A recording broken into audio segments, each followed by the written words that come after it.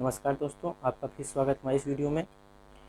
हमने पिछली वीडियो में पढ़ा था कि एक समीकरण क्या होता है, समीकरण का हल क्या होते हैं, एक रैखिक समीकरण संबंधी सवालों को हल किया था। अब इस चैप्टर में हम बात करेंगे क्षेत्रवृत्ति के बारे में, जो हमारा त्रिभुज आयत वर्ग था उसके बारे में बात करेंगे। चलिए शुरू करते हैं फिर।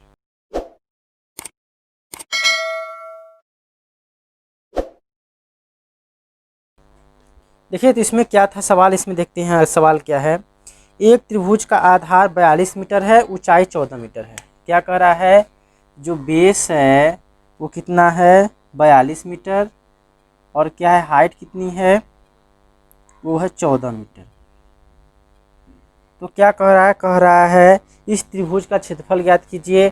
तो एरिया ऑफ ट्रायंगल त्रिभुज का क्षेत्रफल क्या होता है, तो क्षेत्रफल होता है हाफ बेस यानी कि आधार इंटू ऊंचाई। तो 1/2 आधार हमारा 42 है, ऊंचाई हमारा 14 है। काट देते हैं इसी को, मान लीजिए 4 2 21, 21 का पहाड़ा पढ़ देंगे, कितना आ जाएगा हमारा 294 मीटर स्क्वायर। ठीक है, त्रिभुज क्षेत्र में फावले में रख देंगे। फिर इसके बाद कर रहा है एक समबाहु त्रिभुज की भुजा 10 सेंटीमीटर हो तो उसका क्षेत्रफल। देखिए समबाहु त्रिभुज की बात कर रहा है और भुजा दिया है कितना 10 सेंटीमीटर, भुजा दिया है 10 सेंटीमीटर। तो कह रहा है क्षेत्रफल ज्ञात कीजिए। तो समबाहु त्रिभुज का क्षेत्रफल हमने बताया था होता है कड़ी में 3/4 इंटू भुजा स्क्वायर। तो जाएगा कड़ी में 3/4 गुणे 10 का स्क्वायर। 10 का स्क्वायर 100 से काट देंगे आ जाएगा 25 आ जाएगा। तो जाएगा 25 कड़ी में 25 कड़ी में 3 आ जाएगा, क्या सेमी स्क्वायर आ जाएगा।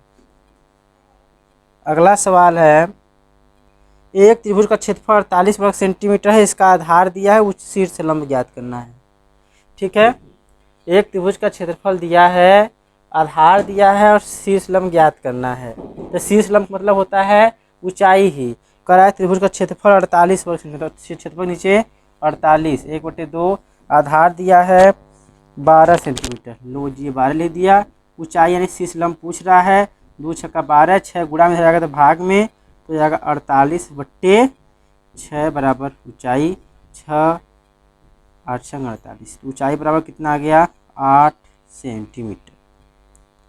ठीक, फिर करा एक समकोण त्रिभुज के आकार की भूमि का क्षेत्रफल दिया है इतना वर्ग मीटर, समकोण बनाने वाली एक भुजा की लंबाई इतनी दी है, दूसरी भुजा।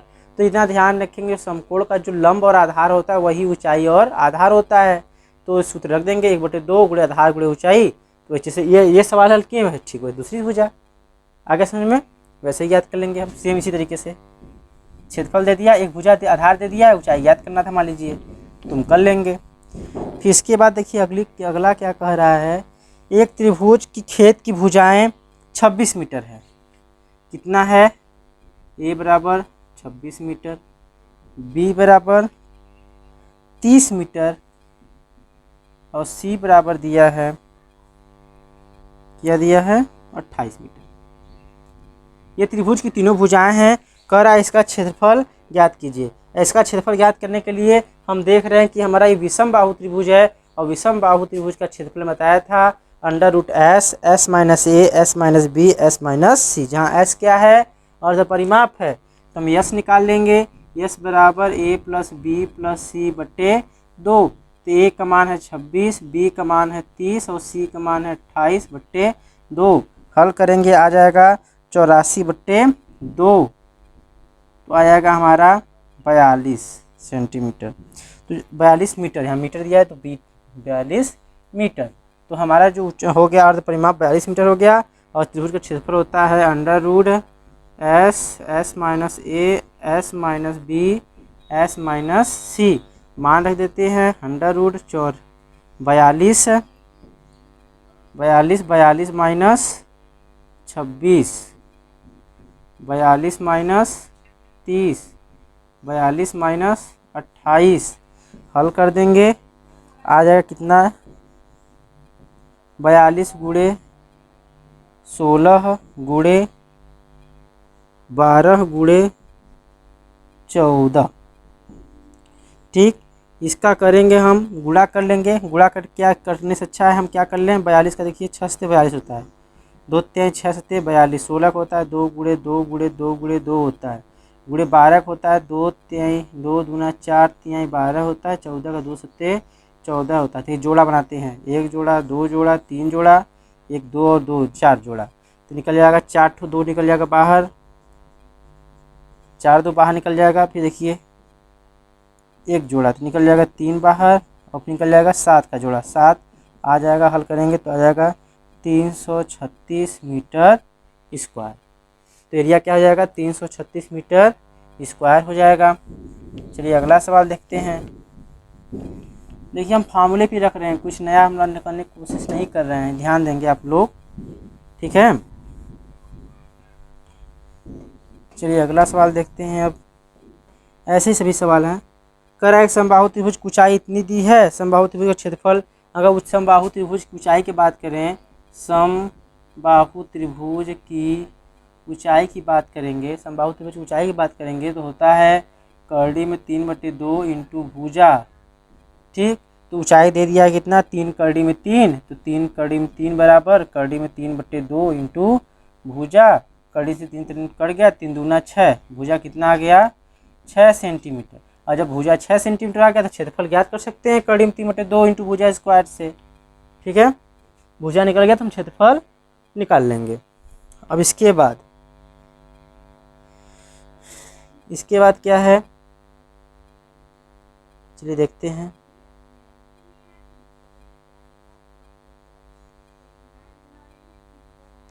सवालों को देखते हैं। सवाल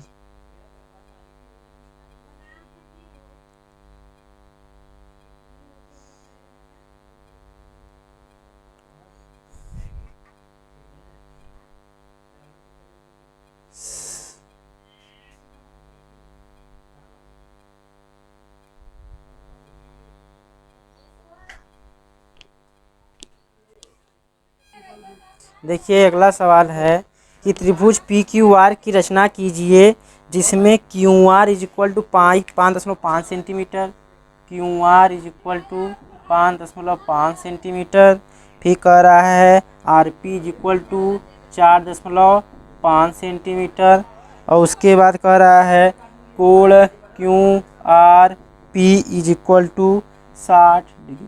तो हमको त्रिभुज पी क्यू आर बनाना है, तो पहले हम क्यू आर खींच लेते हैं। क्यू आर खींच लिए कितना, 5.5 सेंटीमीटर का। फिर उसके बाद बिंदु आर पर कोण बनाना है, क्यू आर खींच लिए, बिंदु आर पर कोण बना 60 अंश का, चलिए कोण 60 अंश का कोण बना लिया, ठीक। और 60 अंश का बना लिया, तो फिर आर पी दिया है 4.5, तो आर पर रख करके 4.5 का चाप काट देंगे और इसको मिला देंगे, ठीक है। ये 60 अंश था और ये 4.5 सेंटीमीटर था। ध्यान देंगे, पहले हम क्यू आर खींच लिए, क्यू आर खींचने के बाद इसे आर पी था, क्यू आर पी, तो आर पर कोण बनाया 60 अंश, और उसके बाद आर पी 4.5, तो आर पर रख करके चाप काट दिया, यही हो गया कि हो जाएगा त्रिभुज पी क्यू आर। ये रचना करना था।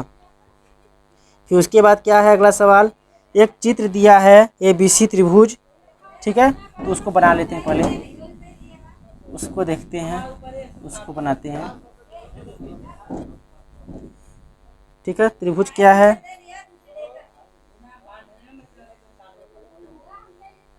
त्रिभुज ये ऐसा आकृति दिया है A B C D E, ठीक है। उसके बाद क्या कह रहा है कि ए बी के मध्य बिंदु डी और ए सी के मध्य बिंदु ई को मिलाना है। देखिए ए बी का मध्य बिंदु डी और ए सी का मध्य बिंदु, यानी कि ये इसके बराबर होगा तो ये इसके बराबर होगा, दोनों देखिए बराबर होंगे, मध्य बिंदु का मतलब हुआ। यदि बी सी की माप 6, यदि बी सी की माप 6 सेंटीमीटर, तो डी ई की माप क्या होगी, तो डी ई की माप क्या होगी। देखिए ध्यान देंगे, ये पूरा अगर एक्स होगा, अगर पूरा एक्स होगा तो ये होगा x/2, या अगर पूरा 2x होगा तो ये हिस्सा कितना होगा, आधा, आधा कितना होगा x होगा। ये आप समझ रहे हैं, अगर पूरा 2x है तो कितना होगा, ये आधा 2x होगा। अगर दो त्रिभुज क्या हैं, समरूप हैं, अब हमको दो त्रिभुज समरूप पहले सिद्ध करना होता है, तो ध्यान देंगे त्रिभुज ए डी ई तथा त्रिभुज ए बी सी में देखिए कोण ए बराबर कोण ए उभयनिष्ठ है दोनों में, उभयनिष्ठ है दोनों में। देखिए ये दोनों त्रिभुज में है, इसमें भी है और इसमें भी है। और उसके बाद जो कोण डी है वो बराबर होगा कोण बी के। क्यों? क्योंकि जब मध्य बिंदु को मिलाया जाता है तो उसके आधार की क्या होता है, समांतर होता है। ये कोण इस कोण के बराबर होगा संगत कोण, ये कोण इस कोण बराबर संगत कोण। तो कोण डी बराबर कोण बी और कोण ई बराबर कोण सी, दोनों होंगे संगत कोण। इसलिए त्रिभुज ए डी ई सर्वांग समरूप त्रिभुज ए बी सी जब समरूप हो गए, जब हमारे समरूप हो गए तो भुजाओं का क्या होता है, अनुपात बराबर होता है। तो भुजाओं का अनुपात हम कर लेते हैं बी सी अपान, फिर छोटा त्रिभुज लेते हैं। छोटा त्रिभुज क्या हो जाएगा, A D upon A B बराबर D E upon B C. A D कितना है, ए डी हमारा x है और ए बी कितना है 2x है, बराबर डी ई कितना है, डी ई हमारा नहीं दिया है, डी ई और बी सी दिया है 6, x x कट गया 2 3 6, तो डी ई बराबर हो गया 3 सेंटीमीटर। जब डी 3 सेंटीमीटर हो गया तो पूछ रहे बी सी और डी में क्या अगला सवाल है एक आयत का क्षेत्रफल ज्ञात कीजिए जिसकी लंबाई 12 सेंटीमीटर, चौड़ाई 7 सेंटीमीटर। लंबाई 12 सेंटीमीटर और जो चौड़ाई है वो 7 सेंटीमीटर है। तो कह रहा है आयत का क्षेत्रफल ज्ञात कीजिए। तो देखिए आयत का क्षेत्रफल क्या होता है, एरिया ऑफ रेक्टेंगल होता है। एरिया ऑफ रेक्टेंगल क्या होता है, लेंथ इंटू ब्रीथ, लंबाई गुणे चौड़ाई। लंबाई व चौड़ाई क्या हो जाएगा 12 इंटू 7, 12 गुणे 7 सेंटीमीटर स्क्वायर। क्या हो जाएगा 84 सेंटीमीटर स्क्वायर और या वर्ग सेंटीमीटर। अगला सवाल कर रहा है एक आयत का क्षेत्रफल 48 वर्ग सेंटीमीटर दिया, यानी कि एरिया दे दिया है 48 सेंटीमीटर स्क्वायर दे दिया है।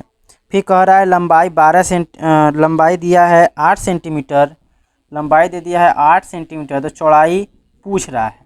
तो एरिया बराबर होता है लेंथ इंटू ब्रीथ होता है। एरिया का मान दे दिया 48, लेंथ का मान दे दिया 8, बी का मान ने चौड़ाई नहीं दिया है। तो बी बराबर क्या हो जाएगा 8, देखिए गुणा में इधर जाएगा तो भाग में, तो 48 अपान 8, 8 छंग 48, तो बी बराबर क्या हो गया 6 सेंटीमीटर। तो आयत की चौड़ाई कितनी हो जाएगी 6 सेंटीमीटर हो जाएगी। अगला सवाल उस आयत का क्षेत्रफल ज्ञात कीजिए, क्षेत्रफल विकर्ण तथा परिमाप ज्ञात कीजिए। क्या ज्ञात करना है, क्षेत्रफल विकर्ण एवं परिमाप ज्ञात कीजिए जिसकी संलग्न भुजाएं। संलग्न भुजा क्या होता है, एक दूसरे से लगा हुआ, यानी कि अगर एक आयत है तो इसकी संलग्न भुजा देखिए, इसकी संलग्न ये होगी, इसकी संलग्न ये, और ये कहने मतलब ये देखिए जो एक दूसरे से जुड़ा हुआ वही संलग्न भुजा होगी। तो संलग्न भुजाएं कम से कम 12 और 5 सेंटीमीटर है। तो ये 12 सेमी है, ये 5 सेंटीमीटर है। ये आयत की लंबाई चौड़ाई तो होती है। कह रहा है क्षेत्रफल ज्ञात कीजिए, तो क्षेत्रफल हो जाएगा लंबाई गुणे चौड़ाई, तो हो जाएगा 12 पंजे 60 सेंटीमीटर स्क्वायर। हमेशा क्षेत्रफल होता है वर्ग सेंटीमीटर में, तो 12 पंजे 60। तो कह रहा है परिमाप ज्ञात कीजिए। परिमाप क्या होता है, 2 in bracket length plus breadth, 2 कोष्ठक लंबाई प्लस चौड़ाई, तो 12 5 17 दूना 34 सेंटीमीटर। देखिए 12 + 5, 12 5 17, 17 दूना 34 सेंटीमीटर। फिर करा विकर्ण ज्ञात कीजिए। विकर्ण होता है √L² प्लस B स्क्वायर। तो विकर्ण बराबर हो जाएगा लंब का स्क्वायर हो जाएगा 12 का स्क्वायर, लंबाई का स्क्वायर प्लस चौड़ाई का स्क्वायर 5 का स्क्वायर, हो जाएगा टोटल 144 प्लस 25, तो अंडर रूट में हो जाएगा 169, यानी कि 13 सेंटीमीटर। क्या हो जाएगा 13 सेंटीमीटर हो जाएगा। अगला सवाल एक आयताकार मैदान। देखिए हम जब आयत वाला पढ़ा रहे थे उसमें बताया था कि हमने बताया था कि जब हेक्टेयर वाला आएगा सवाल तो उस सवाल को हेक्टेयर वाले को हम क्या कर देंगे, रोक लेंगे, हम उसमें फार्मूला उसमें बताएंगे, इसमें हम सवाल फार्मूला नहीं बताएंगे। तो देखिए फार्मूला देख लीजिए क्या होता है, 1 हेक्टेयर बराबर 1 हेक्टेयर बराबर होता है 100 एयर के, ठीक। और 1 एयर जो होता है वो होता है 100 वर्ग मीटर के। तो देखिए अगर 1 एयर 100 वर्ग मीटर के है तो 1 हेक्टेयर बराबर क्या हो जाएगा, 1 हेक्टेयर बराबर, देखिए हेक्टेयर में कितना है 100 एयर, तो 100 एयर को अगर मीटर में बदलेंगे तो आएगा 100 गुणे 100 यानी कि 10,000 वर्ग मीटर। देख लेंगे, याद कर लेंगे, 1 हेक्टेयर में 10,000 वर्ग मीटर और 1 एयर में 100 वर्ग मीटर, ये फार्मूला है। अब चलिए फार्मूला के आगे सवाल पे चलते हैं। एक आयताकार मैदान जिसका क्षेत्रफल 0.5 हेक्टेयर, ये अगर आयताकार मैदान है, इसका जो क्षेत्रफल है वो कितना है 0.5 हेक्टेयर है।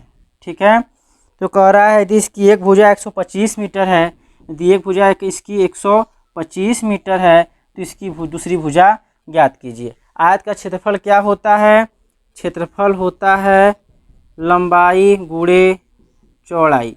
तो क्षेत्रफल दे दिया है 0.5 हेक्टेयर बराबर लंबाई दे दिया है 125 मीटर गुणे चौड़ाई ज्ञात करना है। तो देखिए हेक्टेयर है और ये मीटर है, तो हम इसको भी मीटर स्क्वायर में पता करेंगे तभी हमारा सवाल हल होगा, क्योंकि हम सवाल जब भी लगाते हैं उसकी इकाई एक ही होनी चाहिए, अगर मीटर तो मीटर ही होनी चाहिए, क्षेत्रफल तो वर्ग मीटर में आएगा। तो 1 हेक्टेयर बराबर 10,000 वर्ग मीटर, तो 0.5 हेक्टेयर बराबर गुणा कर देंगे 10,000 का, तो इतना वर्ग मीटर बराबर 125 गुणे बी। ठीक है, तो बी देखिए 125 गुणा में है, इधर आएगा तो भाग में, तो बी बराबर 0.5 गुणे 10,000 बट्टे 125। देखिए 125 दूना 250 होता है, 150 दूना होता है 250 दूना होता है 500, तो यानी कि 125 वाटे 1000, 125 वाटे 1000 80 आ जाएगा, काट देंगे तो कितना आ जाएगा 80 आ जाएगा। अगर आपको ऐसे नहीं काटने आ रहा है तो 5 से कई बार काट देंगे, और फिर 8 पंजे 40, तो यहाँ पे एक दशमलव लगा देंगे, तो कितना आ गया चौड़ाई, जो दूसरी भुजा थी कितनी हो गई 40 मीटर हो गई। जब भी क्षेत्रफल हेक्टेयर में दिया है तो उस हेक्टेयर को बदल देंगे हम मीटर स्क्वायर में या वर्ग मीटर बदल देंगे, क्योंकि हमारा लंबाई और मीटर उटम दिया था, इसके वजह से बदले। ठीक है, आ गया समझ में। अगला सवाल, किसी वर्ग का विकर्ण 10 कड़ी में 2 सेंटीमीटर है, वर्ग की भुजा एवं परिमाप ज्ञात कीजिए। वर्ग का विकर्ण दिया है, क्या दिया है, वर्ग का विकर्ण दिया है,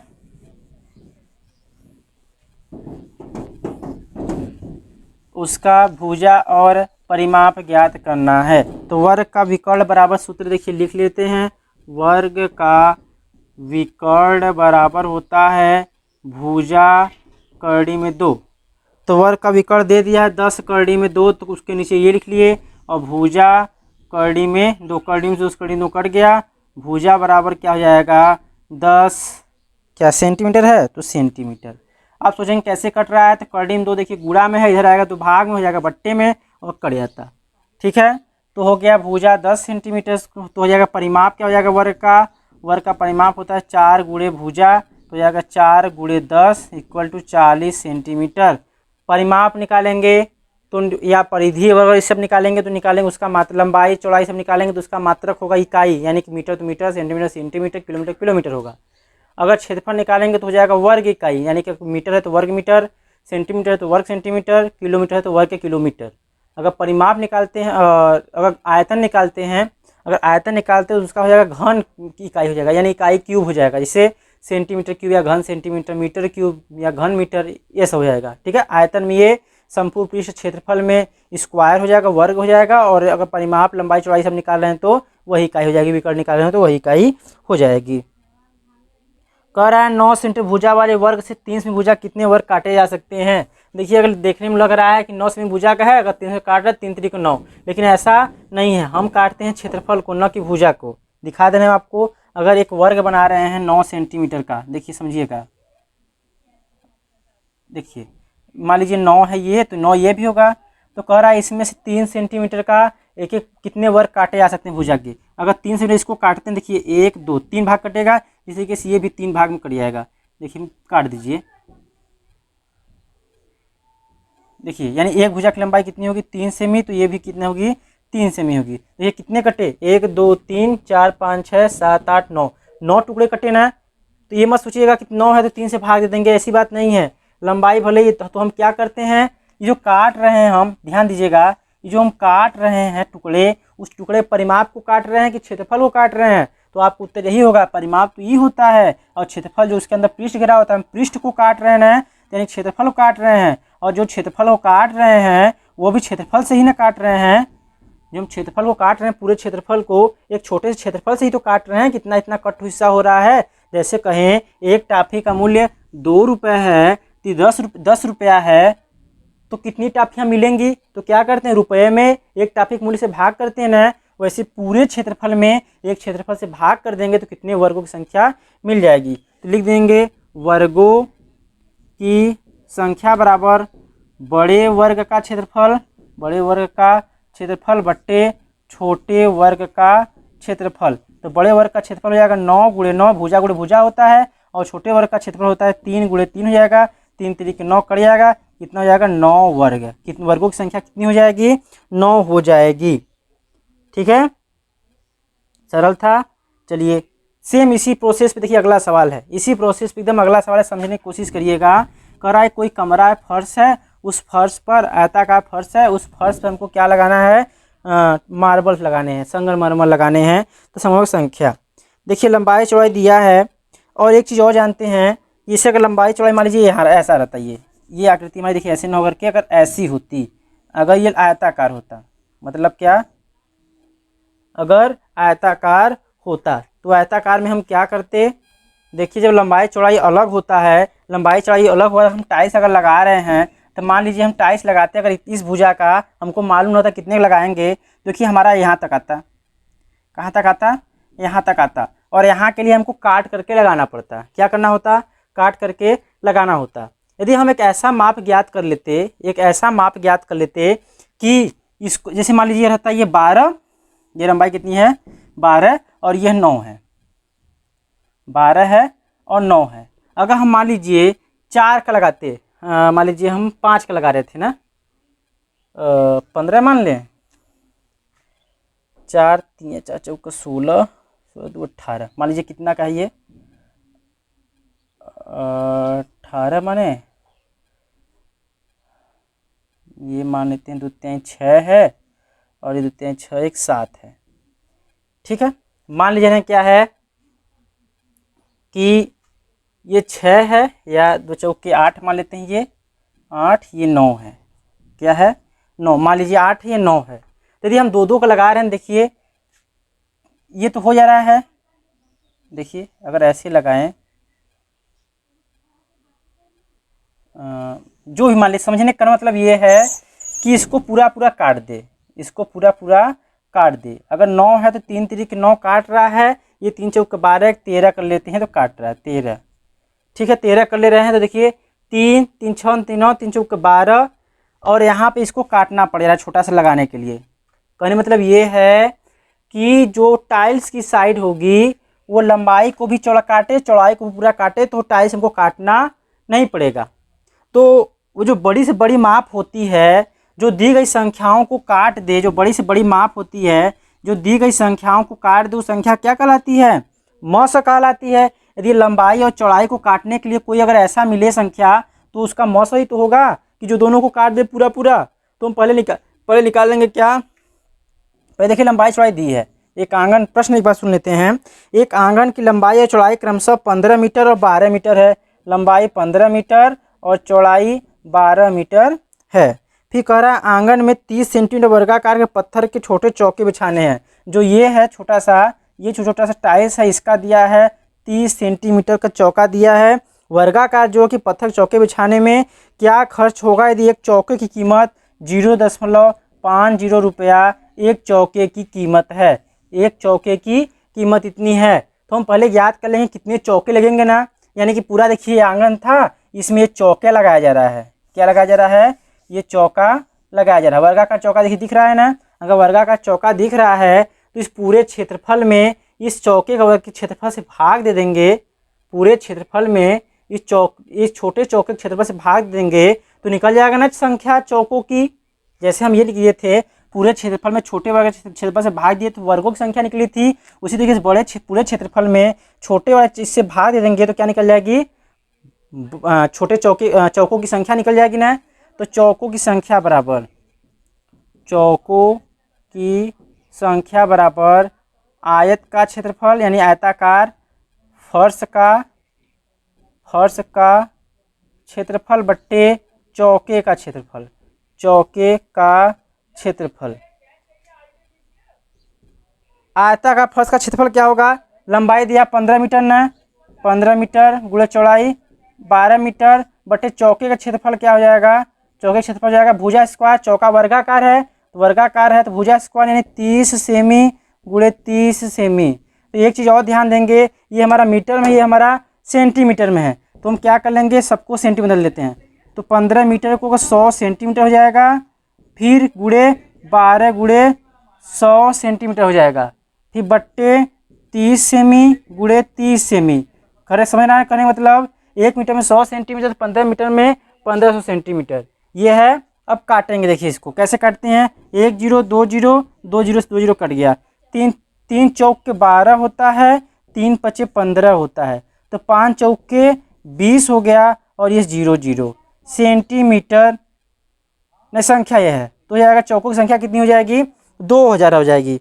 चौकों की संख्या 2000 हो गई। तो चूंकि एक चौके का दाम 0.5 है, एक चौके का दाम 0.50 रुपया है, तो कितने चौके हो गए? 2000 चौके हो गए। तो 2000 चौकों गुणे 0.5, 0 5 दूना 10, 1 2 3 4, कितने में 2 अंक पे दशमलव, कितना हो जाएगा? 100 रुपये हो जाएंगे। तो कितना आ जाएगा? 100 रुपया। ध्यान देंगे कुछ गलती हो रहा है क्या? 3 1 4 1 5 1 0 और आएगा, 1 0 और आएगा, कितना हो जाएगा? 1000 रुपये हो जाएंगे। आ रहा समझ का मतलब ना कि हम पूरे फर्श का क्षेत्रफल में, फर्श के क्षेत्रफल में एक छोटे से चौके के क्षेत्रफल से भाग देंगे तो चौकों की संख्या निकल जाएगी। चौकों की संख्या 2000 आ गया और एक चौके का दाम इतना रुपए है, तो इतने चौके का दाम कितना हो जाएगा? गुणा कर देंगे। ठीक है। अब आगे देखिए अगला सवाल क्या है। अगला सवाल देखते हैं।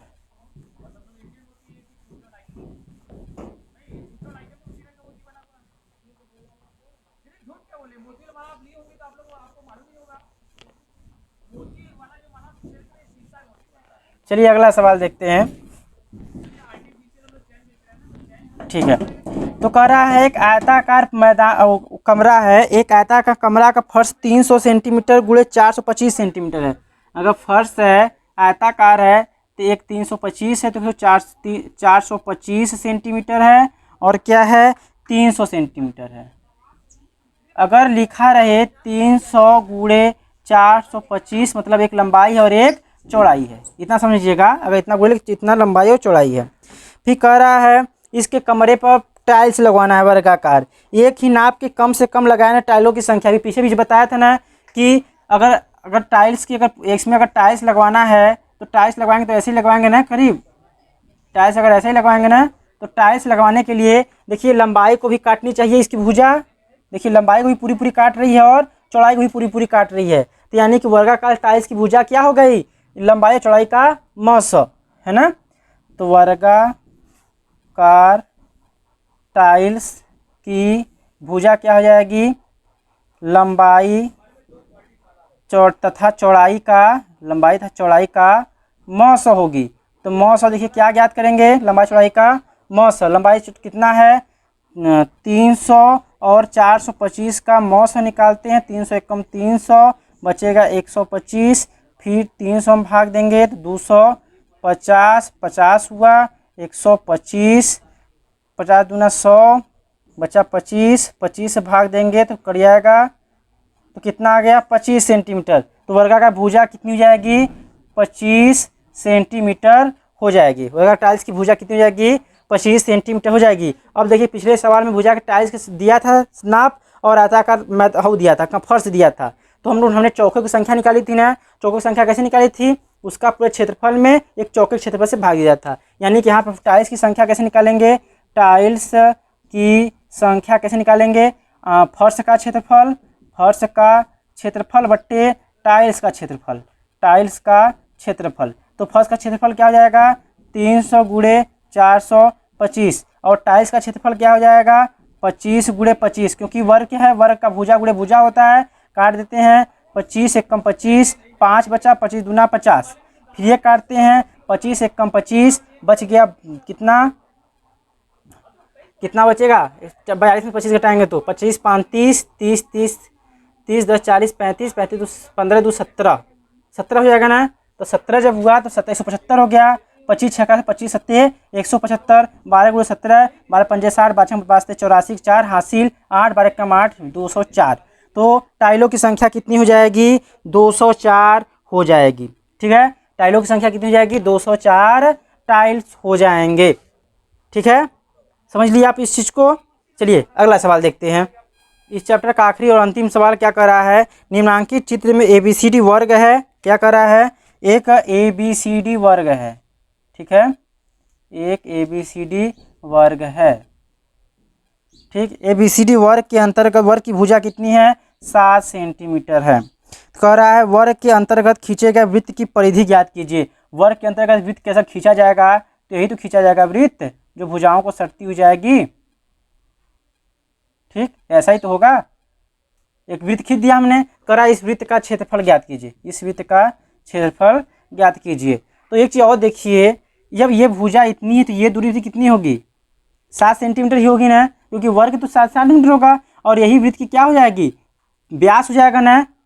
तो लिख देंगे वृत्त का व्यास, वृत्त का व्यास बराबर वर्ग की भुजा, वही ना होगी। देखिए दिख रहा है ना, वृत्त का व्यास बराबर वर्ग की भुजा। तो वृत्त का व्यास कितना है, ये याद करना है, बराबर वर्ग की भुजा 7 सेंटीमीटर। तो वृत्त का व्यास कितना हो गया, 7 सेंटीमीटर हो गया। तो वृत्त की त्रिज्या क्या हो जाएगी, वृत्त की त्रिज्या क्या हो जाएगी, व्यास की आधी हो जाएगी, 7/2 सेंटीमीटर हो जाएगी। तो वृत्त का क्षेत्रफल क्या हो जाएगा, वृत्त का क्षेत्रफल होता है πr², यानी कि 22/7 गुणे 7/2 गुणे 7/2, 1 से 7 एक साथ कट गया, 11 11 से 70/2 आ जाएगा। काट देंगे तो 3 6 1 2 8 16, 1 2 5 10, 38.5 सेंटीमीटर स्क्वायर।